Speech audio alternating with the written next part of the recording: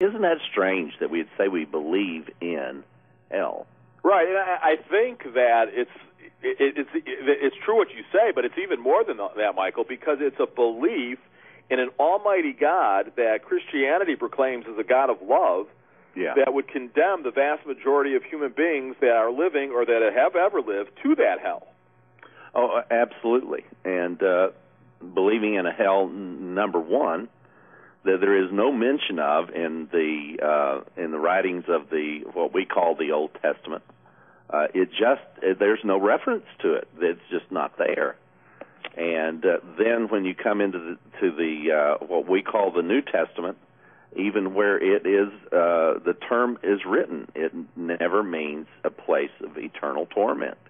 There's 55 references to H-E-double-L in the King James Bible, which is the Bible that we use, generally speaking. 5 different translations, Yeah, there's 55.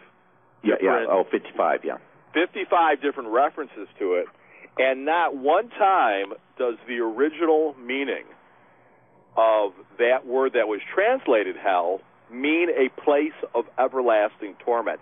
It took religious minds, Michael, frankly paganistic Greek understanding minds, to twist the gospel of Jesus Christ, the gospel of grace and peace, into a system of belief that if you did not adhere to certain beliefs and behavior would condemn you to that place that they mistranslated H-E-L-L.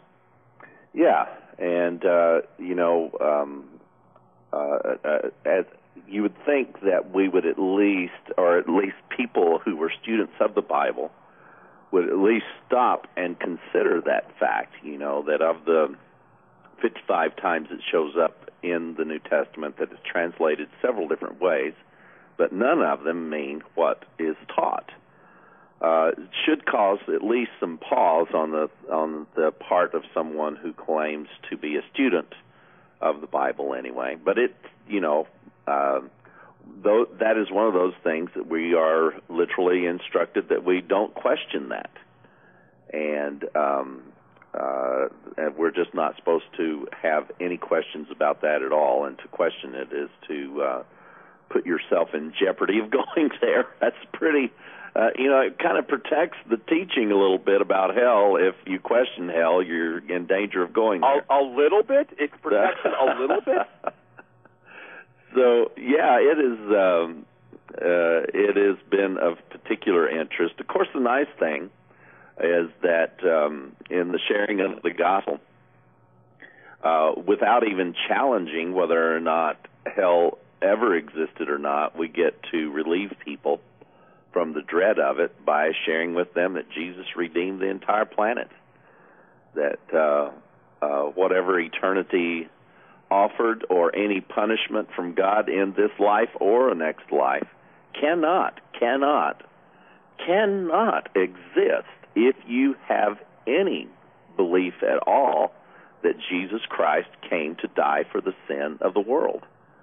And I've asked people that without challenging their belief in hell. I asked them, well, what is hell? Is it not a place for punishment of sin? Well, yes. Well, what do you believe the cross was? And, of course, they eventually come around to saying a place of punishment for sin. So then you're saying there's 2 ways that God planned to deal with sin, the cross and hell, that the cross was not going to be sufficient enough.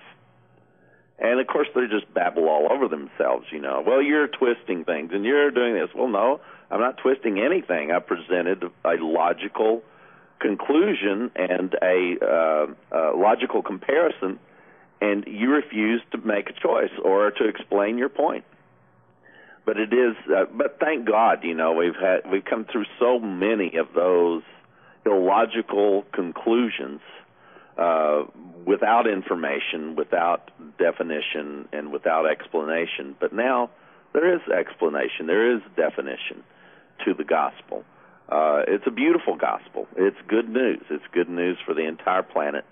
And we don't have to excuse any part of it. We don't have to say if, and, but, or maybe about the gospel. And every other Christian doctrine Probably every other doctrine on the face of the earth has come attached with an if, and, but, or maybe. But the gospel has none of those. Not the gospel I preach. Now, the gospel Pat Robertson preaches, I'll guarantee you it is filled with if, and, buts, and maybes, demonstrated in some recent comments that we've already talked about, and many other things. It is, the picture changes depending on, which side of the spectrum or the opinion you want to give, but the gospel is absolutely consistent, pertaining to the life of every living human being, dead or alive.